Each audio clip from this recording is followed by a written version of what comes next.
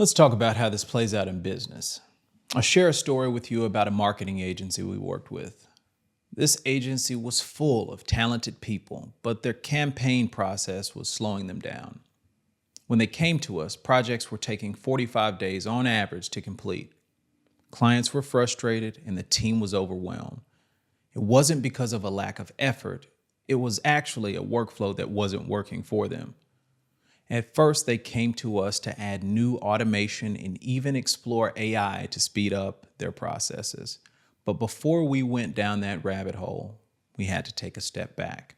Because here's the thing, automation and AI don't fix a broken workflow. They just automate the inefficiencies. So instead of layering technology onto unstable foundation, we first focused on making sure that the workflow itself was stronger. Let's look at the process. The creative team designed assets and sent them to account managers. The account managers gathered client feedback and sent them out for revisions. This cycle repeated multiple times before the digital team even got involved. By the time the digital team saw the project, there were technical issues that forced even more redesigns. Meanwhile, the client feedback trickled in at random, extending the timeline as we've seen many a time with scope creep. It seemed like a logical process, but it was full of hidden bottlenecks. Account managers were overloaded, the creative team was working without all the details, and the digital team was brought in too late to prevent rework.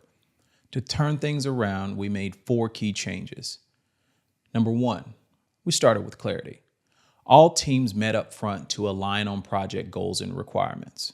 Number 2, we planned ahead. The digital team provided technical input before design work began. 3, structured feedback. Clients reviewed work at set checkpoints, reducing back and forth. 4th, clear handoffs. Each team knew exactly when and how to pass work along. What was the result? Well, now projects took 22 days instead of 45. Revision cycles dropped by 60%. Clients were happier because expectations were clear from the start, and the team felt less stressed and more in control. The agency could now take on more work without hiring more staff. Then, and only then, were we able to talk about AI.